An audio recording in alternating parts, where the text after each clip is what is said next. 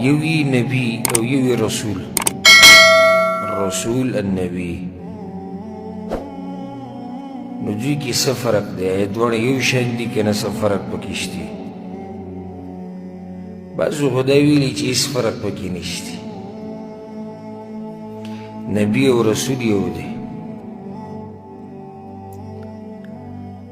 خو مضبوطه خبره دا ده او راجحه او جمهور اهل علم دا وایي چې نبي او رسول کې فرق دی. بیا د هغوی په خپل منځ کې اختلاف دی چې دا فرق د څه دی.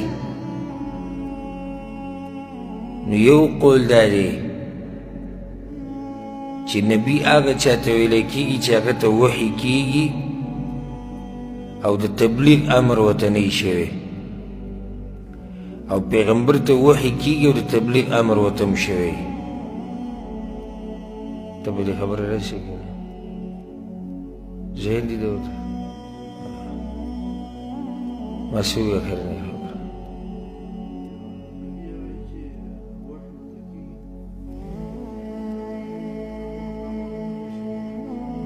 او پیغمبر هغه دی چې وحي ورته کېږي او د تبلیغ امر ورته هم شوی، دا رسول دی. یعنې وحي خو دواړو ته کېږي، وحي دواړو ته کېږي، صرف فرق د څه دی؟ تبلیغ په باره کې نبي ته د تبلیغ امر نه دی شوی، رسول ته د تبلیغ امر شوی، دا یو فرق دی. والله اعلم واضح فرق دا دی چې وحي دواړو ته کېږي او د تبلیغ امر دواړو ته کېږي، خو رسول هغه دی چې هغه ته نوی شریعت الله راولېږي، او نبي هغه دی چې هغه د هغه زوړ رسول شریعت بیانوي. وحي دواړو ته کېږي، نبي ته هم وحي کېږي، رسول ته هم وحي کېږي، خو رسول ته الله نوی شریعت رالیږي او نبي د زوړ رسول شریعت بیانوي.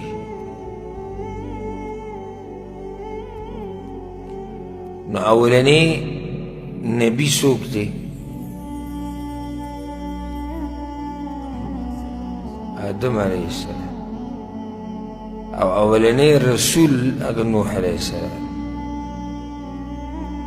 او دا په حدیث د شفاعت کې را به شي انشاءالله، نن به راشي. په هغې کې دا دی چې کله خلک د قیامت په ورځ ورشي په نوح علیه السلام پسې، نو هغه ته به دقه وایي چې ته اولنی پیغمبر الله رالیږلی، مخکې خو آدم علیه السلام شتي. مطلب دا دی چې پیغمبر رسول او نبی کې فرق دی. آدم علیه السلام نبی دی او نوح علیه السلام رسول دی. نور فرقونه به کوم علماو بیان کړي دي، خو واضح فرق هم دقه دی چې بعضو محققین علماو له ترجیح ورکړې ده.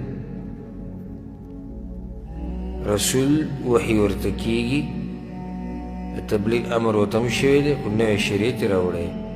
نبي وحي ورته کېږي، تبلیغ امر ورته هم شوی دی خو زوړ شریعت بیانوي. نو دې نه دا نتیجه راووته چې هر رسول نبی دی او هر نبی رسول نه دی.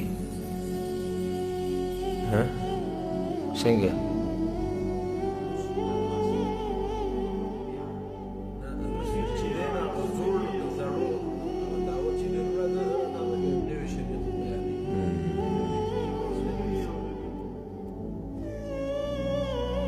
ګډوډ شو. رسول چې دی رسول هم دی نبي هم دی، ځکه چې وحي خو ورته کېږي، وحي ورته کېږي که نه کېږي؟ تبلیغ امر ورته شوی دی که نه دی؟ نبي شو. رسول به څه شو؟ چې نوی شریعت یې راوړی. نو هر رسول نبي دی او هر نبي رسول نه دی. ورسېدی پې اوس که نه؟ سوچ کوي دې مسله ته، دا به اساني خبرې. هر نبي رسول نه دی او هر رسول نبی دی.